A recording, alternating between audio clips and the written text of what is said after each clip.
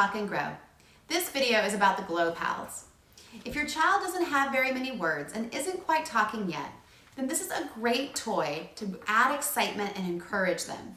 These are traditionally a bath time toy, so bath time can be really fun. There's a lot of things we can work on language-wise when you're in the bathtub. So a great thing with these is to start the bath and then drop one of them in to show your child that they turn on. You can talk about light on when you turn them on, but keep the other ones with you so that we can work on that requesting. So you put in one and you wait, and your child's gonna turn and look at you, and they may reach for you or reach for one of the toys, or they might grunt or they might cry, and you're gonna say, oh, you want more. This is your chance. You waited for them to look and acknowledge that they want something from you. And then you can say, oh, you want the light. And then they're gonna reach, and you're gonna go, okay, here's the light. And you're gonna give them the light, they're gonna drop it, and you're gonna say, in, you drop the light in. Okay, and then you're gonna say, oh, I still have more.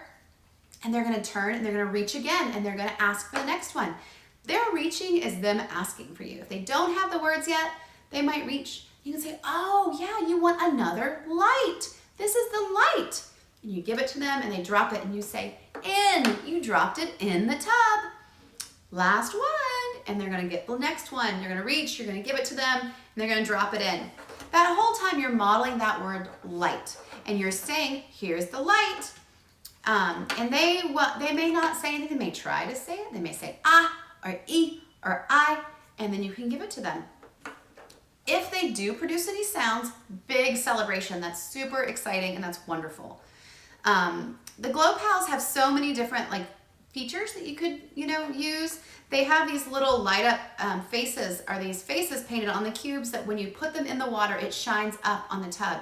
So that gives you a chance to talk about facial expressions and faces and to draw your child's attention to your own face and their face. You could label the features of your face, your eyes, your nose, your mouth, and you could get them to try to imitate some of these, like the smile, like, oh, can we smile together? And get them to try the smile.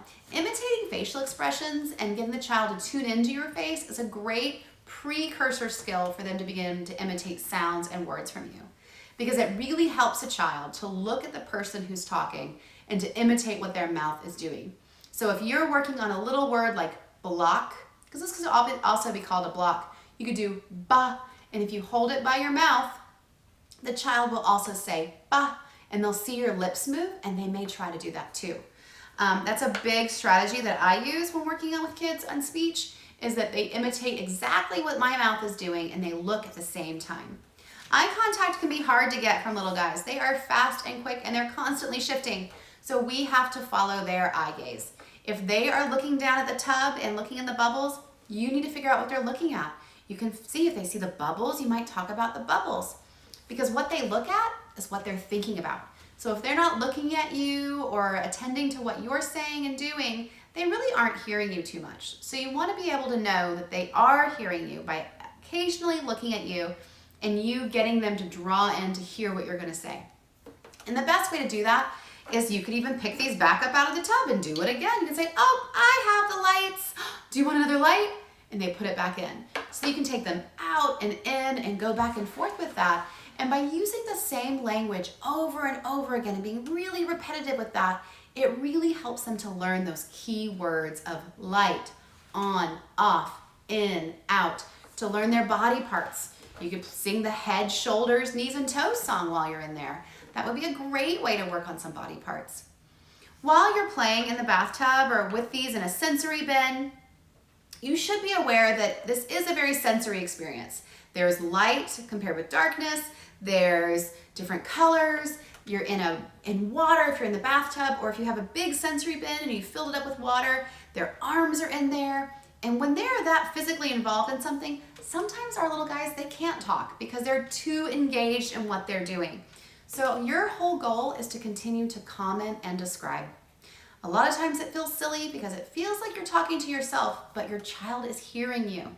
Keep those phrases short and simple. Stick to the basic structure of nouns and verbs, a few describing words, but not too much. When children learn language, they learn it in that order. They learn the nouns that are in their environment, followed by the actions and the verbs that they're doing. And then they start adding in early prepositions like in and on and off, maybe some other descriptors, big and little, and maybe a few colors, blue and yellow. But it tends to go in that order. So when you're starting out commenting and describing and playing with the GloPals, you want to stick with light, block, on, off. Those very basic vocabulary words, and be repetitive. The more you say them, the more your child will learn to understand what those words mean. And also, as always, keep it positive. You know, when you're playing, make it fun. Make sure they're enjoying themselves. If they're not enjoying it, if you can tell that they might be getting frustrated or even bored or they just want to be done, you need to pick up on those signals and follow through, okay? There's no sense in pushing them through an activity that they are not engaged in. If they don't like it, they're not going to learn anything about it.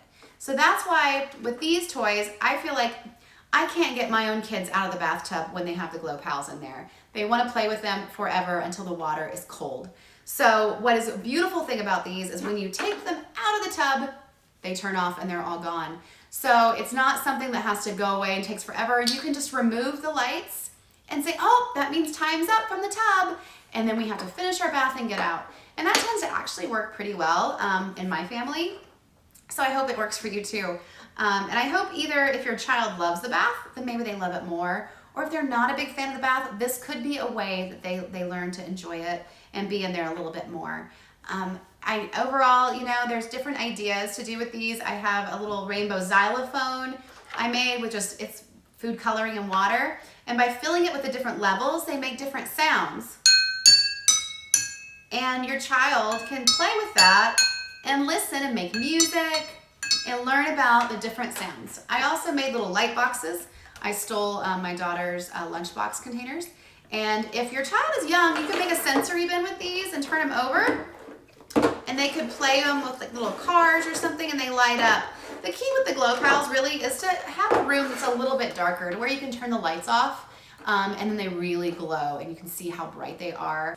I hope you have fun and I really hope you enjoy these GloPals.